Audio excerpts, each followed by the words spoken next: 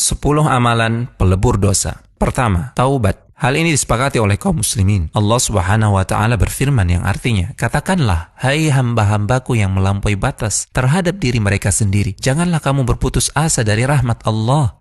Sesungguhnya Allah mengampuni dosa-dosa semuanya. Sesungguhnya dialah yang maha pengampun lagi maha penyayang. Kedua, istighfar atau memohon ampunan kepada Allah. Sebagaimana terdapat dalam hadis sahih, Nabi SAW bersabda yang artinya, seandainya kamu sekalian tidak berbuat dosa sama sekali, niscaya Allah akan memusnahkan kalian.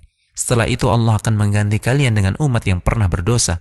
Kemudian mereka akan memohon ampunan kepada Allah dengan beristighfar, dan Allah pun pasti akan mengampuni mereka. Ketiga, melakukan amalan kebaikan sebagai pelebur dosa. Allah Subhanahu wa ta'ala berfirman yang artinya, dan dirikanlah salat itu pada pagi dan petang, dan pada sebahagian permulaan malam. Sesungguhnya perbuatan-perbuatan yang baik itu menghapuskan dosa perbuatan-perbuatan yang buruk.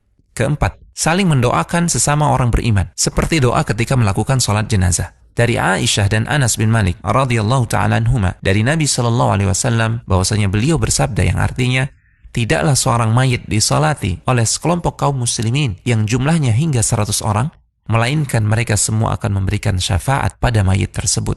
Kelima, amalan kebaikan yang ditujukan untuk mayit. Contohnya adalah sedekah. Amalan sedekah ini bermanfaat bagi mayit berdasarkan dalil yang sahih. Nabi SAW bersabda yang artinya, barang siapa yang mati dalam keadaan masih memiliki hutang puasa, maka ahli warisnya melakukan puasa untuknya. Keenam, syafaat Nabi SAW dan yang lainnya pada pelaku dosa besar di hari kiamat kelak. Nabi SAW bersabda yang artinya, syafaatku diperuntukkan untuk pelaku dosa besar dari kalangan umatku. Ketujuh, musibah di dunia yang menjadi sebab terhapusnya dosa. Nabi SAW bersabda yang artinya, tidaklah menimpa seorang mukmin berupa rasa sakit yang terus-menerus, rasa capek, kekhawatiran pada pikiran, sedih karena sesuatu yang hilang, kesusahan hati atau sesuatu yang menyakiti, sampai pun duri yang menusuknya, melainkan itu semua akan menghapuskan dosa-dosanya. Kedelapan, ujian di alam kubur, termasuk siksaan di alam kubur yang menjadi sebab terhapusnya dosa-dosa seorang hamba. Kesembilan, kengerian dan kesulitan pada hari kiamat. Kesepuluh, rahmat dan ampunan dari Allah tanpa sebab yang dilakukan oleh hamba.